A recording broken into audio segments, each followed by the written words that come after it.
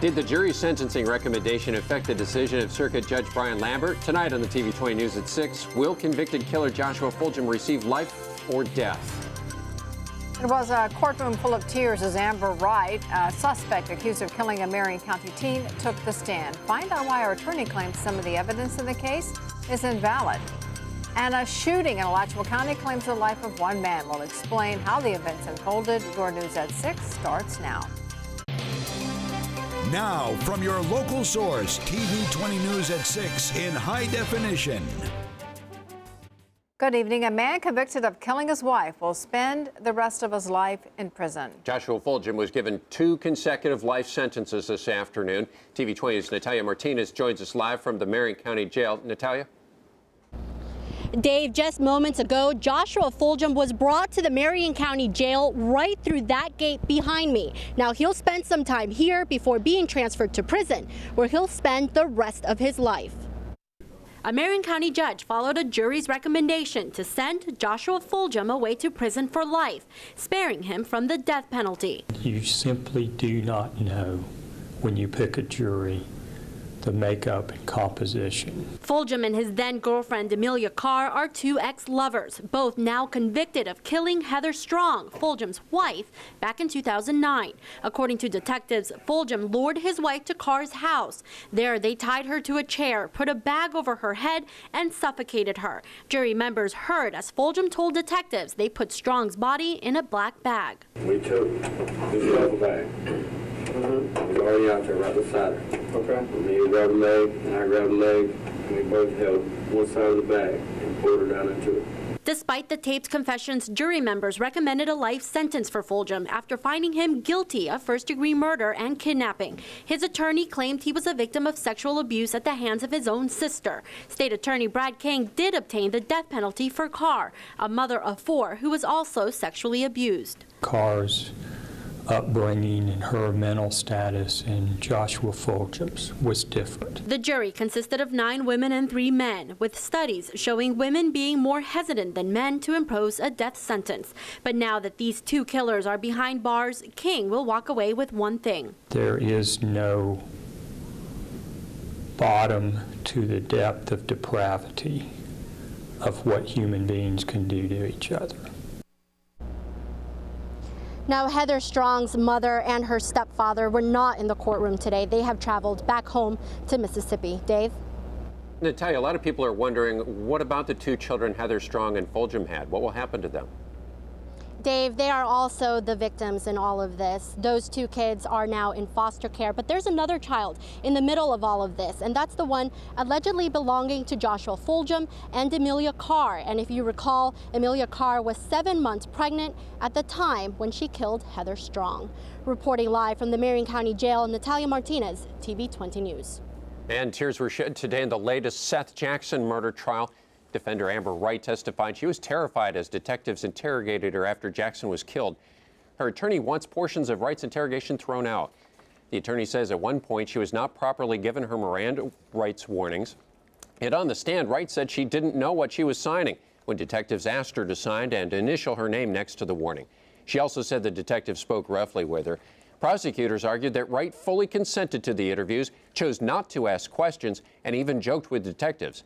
The judge will rule on it next week. The search is on at this hour for a suspect or suspects involved in the murder of a 23-year-old man this afternoon. The scene was a neighborhood street in Crosstown. That's about a mile away from Hawthorne High School. The Alachua County Sheriff's Office received multiple 911 calls around 1 o'clock this afternoon. Witnesses say there was a crowd of people gathered on Southeast 225th Way when a fight broke out.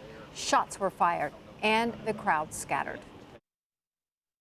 It appears there was some type of a disturbance here is what started this, and obviously many people involved here. Some of those fled the scene. We are now in the process of interviewing those and sorting out exactly what happened.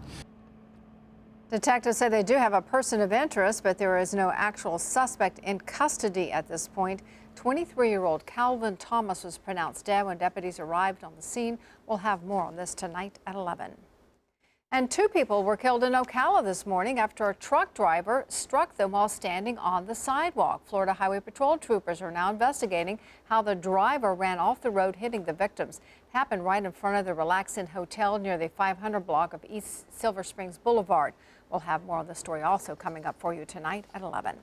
State leaders are offering a big thank you to the people who protect the rights of society's most vulnerable victims.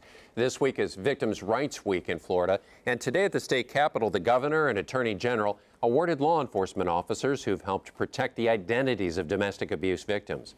Stephanie Herodopoulos, the wife of Florida Senate President, shared her story of domestic abuse at the hands of an ex-husband. I would file the restraining orders and have arrests done and flee for my life. But eventually I would forgive him because I always had that hope that he would get better. 7 people who work with victims of crime were given the Distinguished Victim Services Award at today's ceremony. None of them were from North Central Florida. But tonight, the Alachua County Senior Recreation Center on Northwest 34th Street is holding a candlelight vigil for victims. That runs until 7:30. Time now to take a first look at your weather. What should we expect for the evening? Bill, will it be as cool tonight as it has been the last few nights? Actually, we should be right about where we should be for this time of year, back into the mid to upper 50s. And tomorrow, we're going to warm again into the upper 80s to near 90 degrees by the end of the week. Take a look out there. A viewer photo for today, kind of a nice one from Citra. Richard from Citra. This is not a picture of Richard. This is one of the horses down there. It's a beautiful foal. Looks like it's had a pretty nice start to life here. And some beautiful weather. Send in your pictures, WCJBweather@gmail.com. Storm vision, well, we still have that red flag warning out there. That means high fire danger will continue because of the dry air, but it's been a beautiful evening and will continue to be that way as we head out through the next couple of hours, slowly dropping through the 70s, 72 by 9 p.m. You notice the sun still at 8 o'clock. Sunrise is until after 8 o'clock right now, and we'll keep the weather very nice through the rest of the evening. Tomorrow, we'll have your forecast in just a few minutes.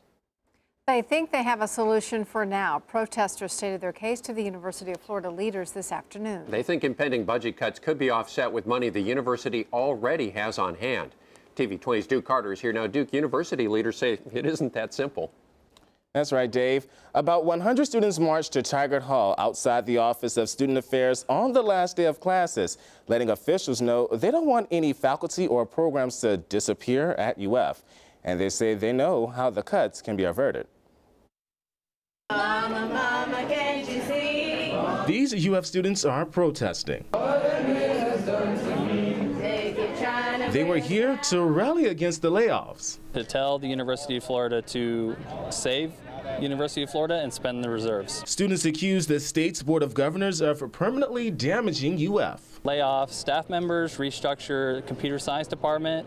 I think it's terrible that the administration is threatening to fire staff. They say, according to UF's financial report, there's $111 million in unrestricted net assets for UF that should be used to make up for the deficit. And our message was spend make up the deficit, which is 36 to 38 million. But UF says they don't have that 111 million. They say part of that was used to offset cuts last year. Last year we used a combination of cuts and reserves, so you know, that money did not come back this year. UF officials say the number is actually 75 million, but they can't spend that because the state requires universities to always keep 5% of their state appropriation on hand, which averages out to about 40 million.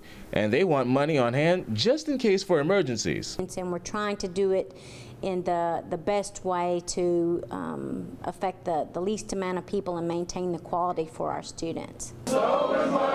These students say they want to see more transparency from UF. What if it's 75 million or what? They have not been transparent at all in telling us, you know, how much money they have in reserves. What is that money going toward?